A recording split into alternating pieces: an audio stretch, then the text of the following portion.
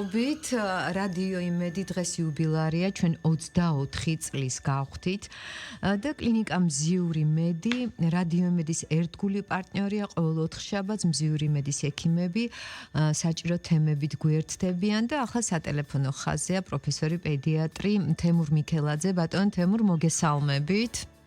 მოგესალმებით, დიდი მადლობა მოწვევისათვის. პირველ რიგში გისურვებთ გილოცავთ, გისურვებთ ჯანმრთელობას, ფიზიკურ, სულიერ და სოციალურ კეთილდღეობას, კიდევ ერთხელ გილოცავთ დაბადების დღეს და ჩვენი თავარი მიზანი არის რომ მოსახლეობას მივაწოდოთ სწორი ინფორმაცია უშუალოდ ჯანმრთელობის საკითხებზე, მტკიცებითი მედიცინის საფუძველზე დაფუძნებით არსებული სწორი ინფორმაცია და მაქსიმალურად თავიდან ავიცილოთ პანიკა სავარიდოთ და მაქსიმალურად სწორი ინფორმაციით ჩვენი მოსახლეობა უფრო ჯანმრთელი ბედნიერი და წარმატებული იყოს. კი ბატონო და გისურვებთ დაბადების დღეს. ძალიან დიდი მადლობა, თან გილოცავთ ბარბარობას და მოკლედ რაც შეეხება დღევანდელ დღეს, ან თქვენ აღნიშნეთ, რომ რა თქმა უნდა ჩვენი მთავარი ამოსავალი არის, რომ მოსახლეობას გქონდეს მართებული ინფორმაცია, მოსახლეობის ჯანმრთელობა მით უმეტეს, როდესაც ბავშვებზე საუბრობთ და სეზონური ვირუსები, რა თქმა უნდა, აქტუალური თემაა და ვფიქრობ კიდევ ერთხელ საჭირო ინფორმაცია მივაწოდოთ მშობლებს სეზონური ვირუსების შესახებ. კი ბატონო, როგორც მოგეხსენებათ, ძირითადად რესპირაციული ვირუსული ინფექციების გავრცელება იწყება ოქტომბერ-ნოემბრიდან ჩვენი ზომიერი კლიმატის ქვეყანაში და შესაძლოა ქვეყნებში და შესაბამისად ეხლა გავრცელება გვაქვს პრაქტიკულად თუ აქამდე იყო რინოვირუსული ინფექციები, ადენოვირუსული ინფექცია, რესპირაციული სინციტიალური ვირუსი, ეხლა გავრცელება დაიწყო უკვე გრიპის ვირუსმა, როგორც მოგეხსენებათ, არის ძირითადად ატიპის გრიპის ვირუსი, ოღონდ უფრო მეტად გავრცელებულია H3N2 შტამით და არა H1N1 შტამით და მოსახლეობაში გავრცელებულია, რომ იყო ღორის გრიპი, მაგრამ ღორის გრიპი ერთეული შემთხვევები დასტურდება, აქამდე არსებული პრაქტიკულად ყველა შემთხვევა იყო H3N2 ტიპის გრიპის ვირუსი და მინდა ყველა დავუმშვიდო რომ ბავშვებში მიმდინარეობს შედარებით სუბუქად. ეხლა მშობელს გონია რომ მაღალი ცხელება არის დაავადების გამწვავება. მაღალი ცხელება სხვა ვირუსული ინფექციებიდან განსხვავებით გრიპს ახლავს 39-40 ტემპერატურა და შემცირებით მიმდინარე ცხელება და უნდა აღვნიშნოთ რომ თუ დაავადების გამომწვევი მიზეზი ცნობილია, ცხელება ეს არის ორგანიზმის დამცველობითი რეაქცია ამ კონკრეტულ შემთხვევაში რესპირაციული პათოგენის ანუ გრიპის ვირუსის მოსაცილებლად და ბავშვი თუ იტევს ტემპერატურას 39.5-ს მან სითხის დამწვევით არ უნდა მიიღოს როგორც მოგეხსენებათ და თუ კიდევ ხოლმეორებ ცხელება არის ორგანიზმის დამცველობითი რეაქცია. გრიპს შედარებით სხვა ინფექციებისგან განსხვავებით, სხვა რესპირაციული ვირუსული ინფექციებისგან განსხვავებით ახასიათებს შედარებით მძიმე მწვავე მიმდინარეობა და ამიტომ ერთადერთი საშუალება გრიპისგან მოსახლეობაში ეს არის გრიპის საწინააღმდეგო ვაქცინაცია და ეს გრიპის საწინააღმდეგო ვაქცინაცია ის უცებ მაღალი განსხვავებით დაუშვათ წითელას ვაქცინა თუ იცავს 100% შემთხვევაში გრიპის ვაქცინა იცავს 35-45% შემთხვევაში იქაც ჩვენ ვაკეთებთ ოღონდ ან ზოგ შემთხვევაში დასრულს იქნება იმუნიზირებული განსაკუთრებული რისკის ჯგუფის მქონე პაციენტები და მე პირადად მხოლოდ რისკის ჯგუფის მქონე პაციენტებს ვუკეთებ გრიპის საწინააღმდეგო ვაქცინაციას ეს არის დაუშვათ სხვადასხვა ქრონიკული პათოლოგიის მქონე ბავშვები, როგორც მოგეხსენებათ, საბედნიეროდ ბავშვებში ქრონიკული პათოლოგია თითზე ჩამოსათვლელია, მაგრამ დაახლოებით მე პირადად 1000-1200 ბავშვს ყოველწლიურად გრიპის სეზონის დაწყებამდე ვცვლი, ეს არის პულსის და ღვთის სისტემის პათოლოგიის, თითქმის ქრონიკული უკმარისების სხვადასხვა ნევროლოგიური დარღვევების მქონე ბავშვები და ასე შემდეგ. იმიტომ რომ ამათთვის გრიპის ვირუსი შეიძლება წავიდეს მძიმედ. სხვა შემთხვევაში ჯანმრთელ ბავშვს 99% შემთხვევაში გადაა გრიპის ვირუსი სუბუქად საშუალო სიმძიმით და მძიმე შემთხვევებში როცა არის 1-2%, როგორც მოგეხსენებათ გრიპს 1-2%-ში ახასიათებს გართულებები, ესეთი პაციენტები გადადიან ჰოსპიტალში და ხდება მათი დროული რეფერალი კლინიკებში და არა ისე რომ ყველა გადავჭირთ. თავი მიზანი რა არის საზოგადოების ჯანდაცვის, რომ თავიდან ავირიდოთ კლინიკების გადატვირთვა განსაკუთრებით პანდემიის და ეპიდემიის მიმდინარეობის დროს, ხო? როგორც მოგეხსენებათ H3N2 შტამმა განიცადა მუტაცია, შესაბამისად ის უფრო მეტი გადამდებელი გახდა, არ შეძიოდა ვაქცინის ტაიმში და ამიტომ არის შედარებით მომართვიანობა გაზრდილი. ხო, აქედან უბრალოდ მორბენალი ბავშვები, ანუ სუბუქის საშუალო სინძინის ფონდში ჯობია რომ იყვნენ ბინის პირობებში ამბულატორიულად ექიმის მეთვალყურებით იმკურნალონ და არა ისე რომ მოხვდნენ კლინიკაში, იმიტომ რომ კლინიკაში სხვა მძიმე პაციენტები, რომელსაც შეიძლება არ ჰქონდეს საერთოდ გრიპის ვირუსი და პირიქით მოხდეს მათი დასნებოვნება გრიპის ვირუსითაც. ამიტომ მთავარი მიზანი უნდა იყოს რომ საზოგადოებრივი ჯანდაცვის მაქსიმალურად ხელი შეუწყოს ჰოსპიტალური სექტორის გადატვირთვას. კი ბატონო და ბატონ თემურ კიდევ მშობლებს ძალიან ხშირად აინტერესებს თუ რა პერიოდულობით და რამდენჯერ შეიძლება ბავშვს გააუმეორდეს გრიპის ვირუსი და რა ითვლება ნორმად თუნდაც ზამთრის სეზონის განმავლობაში. ჩვენ უნდა განსაზღვროთ რა ტიპის გრიპის ვირუსი ცირკულირებს, ხო? აი ხა თქვენ სამწუხაროდ საკმაოდ ხშირად მომართავენ პაციენტები, არის უამრავი აუარებელი რიცხვ-ზარები, რომ არის ჩემს შულს დაუდასტურდა ღორის გრიპი. ღორის გრიპი ტერმინი საერთოდ ექიმ არ უნდა იხმაროს სამწუხაროდ. ხო, იმიტომ რომ არცერთ ქვეყანაში ამ ტერმინის ხმარება ექიმის მიერ სამწუხაროდ არ ხდება და ჩვენ თუ ამას დავალაგებთ სწორად, ხო, შესაბამისად ესეთი პანიკაც არ იქნება მოსახლეობა მოცული, ხო? ღორის გრიპს ვერ დაადასტურებს ვერცერთი ლაბორატორია, თუ არ მოხდა მისი სეკვენირება დაავადებათა კონტროლში, ხო? შესაბამისად მისი გამოყოფა თუ რა ტიპის შტამია. ძირითადად ის ეგრეთ წოდებული ტესტები, რაც არის საქართველოში გავრცელებული, ეს აადასტურებს A ტიპს, B ტიპს ან COVID-ს ერთად დაუშვათ, ხო, რა ტიპის ვირუსი აქვს მას. სხვა შემთხვევაში მას არ შეუძლია დიფერენცირება, ეს არის ღორის გრიპი, ეს არის ჰონკონგის გრიპი თუ ასე შემდეგ სხვა გრიპი, ხო? ამიტომ A ტიპი არ არის ასოცირებული ეგრეთ წოდებულ ღორის გრიპთან და H1N1-თან და არც იყო შემთხვევები ჯერ ლაბორატორიულად დადასტურებული, რომ ჩვენ დაავადებათა კონტროლი ყოველთვის ყოველკვირა გვაძლევს ამ ინფორმაციას და ერთეული შემთხვევა იყო H1N1-ის, ანუ ეგრეთ წოდებული ღორის გრიპის. აქამდე არსებული ყველა გრიპი იყო H3N2. ეს დადასტურებულია, ეს ყველა შეუძლია ყველა მოძებნოს ეს საიტზე ინფორმაცია და ნახავთ, რომ ღორის გრიპი პრაქტიკულად არ ყოფილა, ერთ წინაპირას დადასტურდა ერთეული შემთხვევა, რა თქმა უნდა, ღორის გრიპის გავრცელებაც დაიწყება ახლა. ანუ ეგრეთ წოდებული H1N1 შტამის და მანამდე არსებული რესპირაციული ვირუსული ინფექციები, მაინც მოსახლეობა ყველა რესპირაციული ინფექციას ასოცირებს გრიპთან. გრიპი იწყება და საქართველოს გავრცელებას იწყებს ნოემბრის ბოლოს და გრძელდება დაახლოებით მომდევნო წლის მარტის შუა რიცხვებამდე. ხო, აი ეს ციკლურობა ახასიათებს და შესაბამისად გრიპი თუ დაემართა H3N2 შტამი ეხლა მიმდინარე 2 თვის შემდეგ ეს პაციენტი შეიძლება არ იყოს დაცული H1N1 შტამისგან, ანუ ეგრეთ წოდებულ და ღორის გრიპისგან, რო კიდევ ერთხელ მეორე ეს ტერმინი მე არ შემონებს ცხოვრებაში არ ხმარია. და აი ამ ღორის გრიპის ტერმინს ექიმი არ უნდა ახსენებდეს. და აი პაციენტმა არც უნდა იცოდეს მას რა ტიპის გრიპია, ხო, არც არის აუცილებელი ტესტები და სამწუხაროდ აი ლაბორატორიების კეთილსინთეზირებაზეა დამოკიდებული, ხო, რა შეიძლება ხა დღეში ვსინჯავ მე დაახლოებით რამოდენიმე 10 პაციენტს და აქედან ეხლა ვინც მომართოს 70% შემთხვევაში არის ტიპიური გრიპის ვირუსი. მას რა შეიძლება ტესტი, ზედმეტი манипуляცია და ზედმეტი ეგრეთ წოდებული ხვირის და პირის ღუს გაღიზიანება, ხო, ლორწოვანის. კლინიკურად ექიმ შეუძლია მიიტანოს მასზე ეჭვი, ეს არის ზედმეტი ხარჯი, ზედმეტი ინვაზიური მეთოდი პაციენტებისთვის, ხო?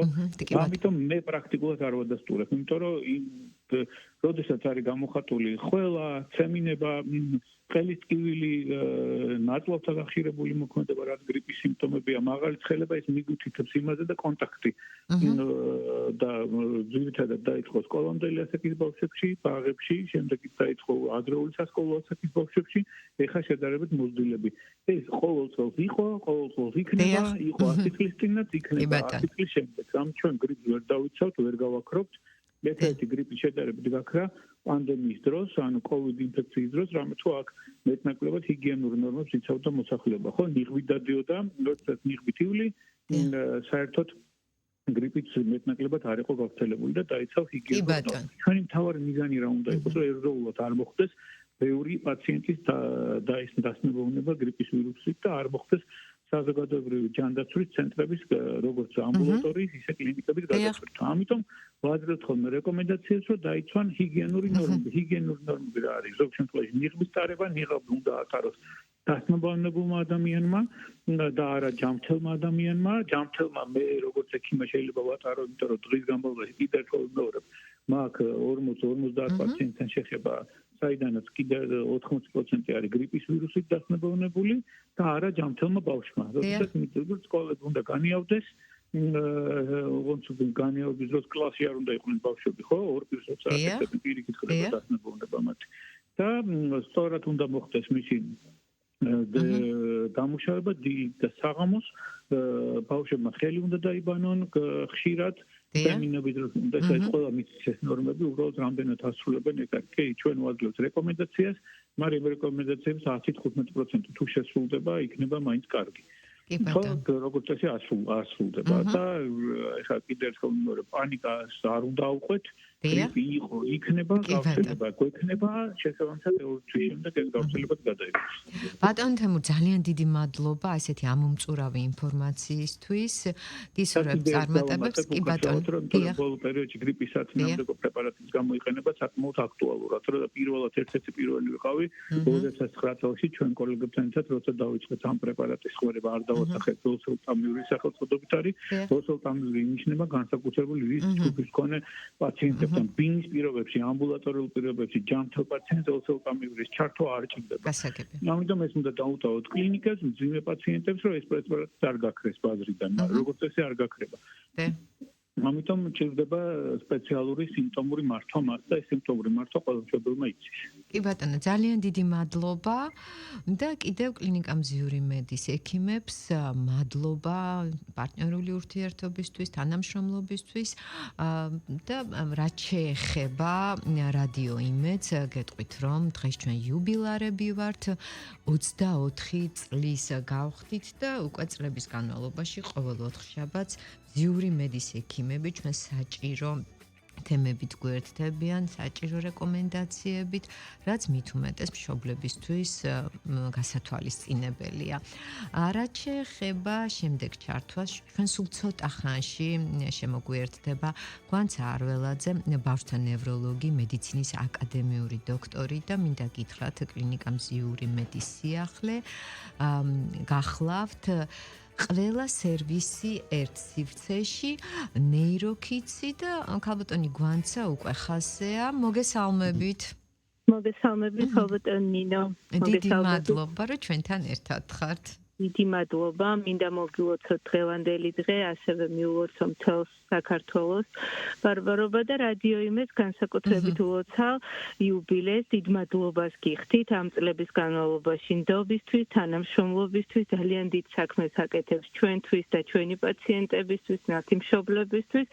ყოველ კვირას განსაკუთრებული თემები, რომელიც შეეხება ბავშვთა ჯანმრთელობას, ზრუნვას ეს არის ძალიან მნიშვნელოვანი როგორც ექიმებისთვის, ასევე პაციენტებისთვის. მადლობა, გისურვებთ წარმატებებს, გისურვებთ წინსვლას და გისურვებთ იმას, რომ ყოველთვის იყოთ თქვენი მსმენელის, მაყურებელის გვერდით და ყოველთვის ეხმარებოდეთ მათ და განსაზღვრავდეთ მათ საჭიროებას. ქალბატონო გვანცა, ძალიან დიდი მადლობა თქვენ და რა თქმა უნდა, სურვილი გვაქვს, რომ კიდევ ერთხელ მშობლებს მივაწოდოთ საჭირო ინფორმაცია, როგორც უკვე აღნიშნე, კლინიკა მზიური მედის სიახლეა, ნეიროქიცი, ყველა სერვისი ერთ სივრცეში, ეს არის თქვენი მთავარი გზავნილი.